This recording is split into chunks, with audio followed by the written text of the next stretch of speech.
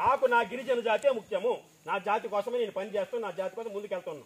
ఎవరిని అనుకున్నా పర్వాలేదు, అవునా కాదా? ఇదంతా మీకు ఎందుకు చెప్తున్నాను తెలుసా? మీలో కసి ఉండాలి. ఎందుకంటే మనది ఎప్పుడు మారలేదు.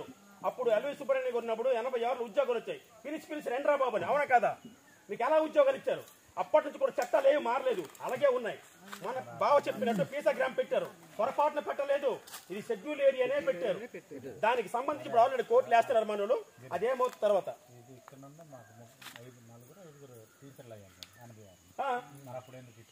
ఇప్పుడు కూడా ఏజెన్సీ వస్తున్నాయి. మీ అందరికి తెలిసిన విషయమే వచ్చాయి కాబట్టి అప్పటి నుంచి కూడా ఇప్పుడు చట్టాలు ఎక్కడ మారలేదు. మీకు కొంచెం ముందుకు వెళ్తాను. ఇదే చూడండి, జాగ్రత్త వినండి. ఇచ్చారు, మరీ చెప్తున్నాం. గ్రామాలు తొలగించారని ఉదాహరణ చెప్తున్నాను. ఎక్కడో 1959లో 50లో CO నెంబర్ 30 ప్రకారము 17 గ్రామాలు మాత్రమే తొలగించారు. అప్పటి నుంచి కూడా గిరిజనులకు సంబంధించి షెడ్యూల్ భూభాగం చేయడమే. ఇది మనలో ఎంతమందికి తెలుసు? పూర్తిగా ఎవరికి తెలియదు. కానీ ఎవడ ప్రశ్నిస్తే ఎక్కడ తప్పు తొలగిపోతానని భయపడుతున్నాడు. ఒకప్పుడు అవునా కదా? ఇప్పుడు లేదు, డైరెక్ట్ అడగడమే. ఇస్తున్నావా లేదా? ఇదే మాట. ఈ విధంగా ఉంటేనే మనం ఏదైనా సాధించుకోగలము. మీకు ఒక చిన్న ఉదాహరణ చెప్తాను, జాగ్రత్త వినండి. చాలాసార్లు చెప్పింది ఇదే మాట. రాజన్నధర గారు ఎమ్మెల్యేగా ఉన్నారు, ఇప్పుడు మంత్రిగా ఉన్నారు. బావా పాచిపండి మన అమ్మోళ్ళు వచ్చారు, మన గవర్నర్ వచ్చారు. వచ్చి మన ఎమ్మెల్యే దగ్గర తీసుకెళ్లి ఆ గ్రామాలను పిలిచేసి ఇదంతా ఏజెన్సీ సార్ అని స్వయాన మన రాజేంద్ర గారే చెప్పి సర్టిఫికెట్లు ఇప్పించారు సర్టిఫికెట్లు. అవునా కాదా? అంటే ఏజెన్సీ ఇచ్చారు. ఆయన వెళ్ళిపోయిన తర్వాత తూ ఇవి కాదు మనకు తీసుకున్నారు. ఎందుకు? మన ఎవడు అడగలేడే, మాట్లాడలేడే. అవును, ఉద్యోగాలు వచ్చాయి, ఉద్యోగాలు చేస్తారు. హీరో పనులు ఊరుకుంటారా? అటువైపు నుంచి PO ఏం చేశాడు? అది షెడ్యూల్ కాదు అనేసాడు. ఒక మేము జారీ చేశాడు. మన ఉద్యోగాలు వచ్చాడు, వాళ్ళకి తీయాలి కదా, వాళ్ళకి ఎందుకు తీయలేదు? PO గారేమో కాదు అంటున్నాడు, మన ఎమ్మెల్యే గారేమో అవును అంటున్నాడు. ఇందులో ఏది నమ్ముతావు? ఆలోచించండి. వీళ్ళిద్దరికి పెట్టి ఒక దగ్గర పెట్టి ఇలాగే జగ్గుదొరసలు అడిగాము.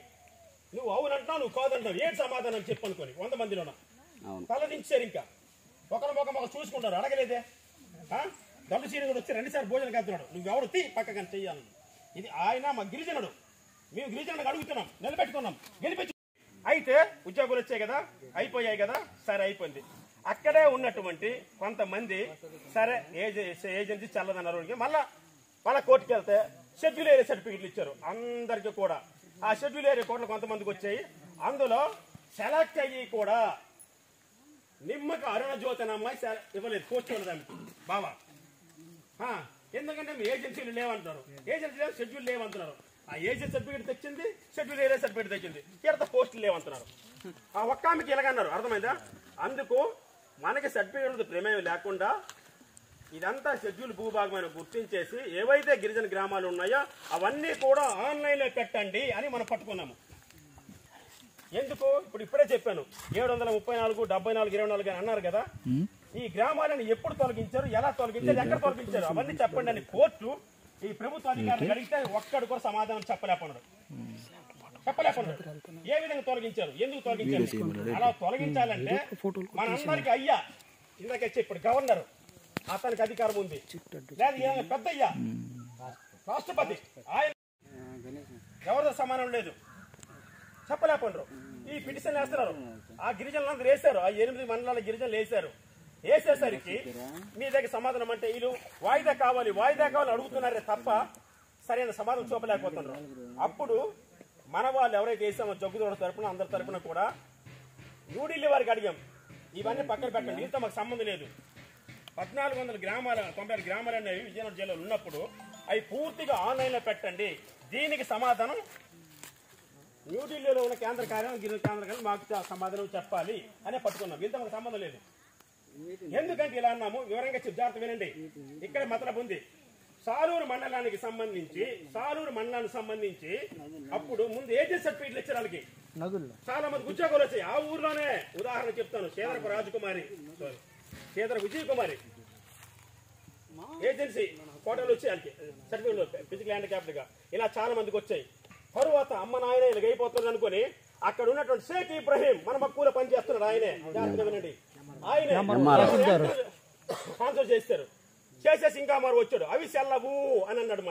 మళ్ళా కోర్టుకి వెళ్ళాము. అవి కాదు అన్నారు. అర్థమైందా? అక్కడ ఎవరు మన గుమ్మడి సుబ్బారావు మన బంధువులు మన గిరిజనులు అది ప్లేన్ ఏరియా కదా 6 కేలకు ఉద్యోగాలు ఇచ్చారు. 4 కోట్ల పిటిషన్ పెట్టారు. మళ్ళీ అవును అడుగుతారు ఉంది కాబట్టి వాటర్ కలిసిపోతుంది. అప్పటికి చాలా మంది అమర్నాథ్కి ఫోన్ చేసేసి నువ్వు మీ ఏరియా ఓనని హక్కులు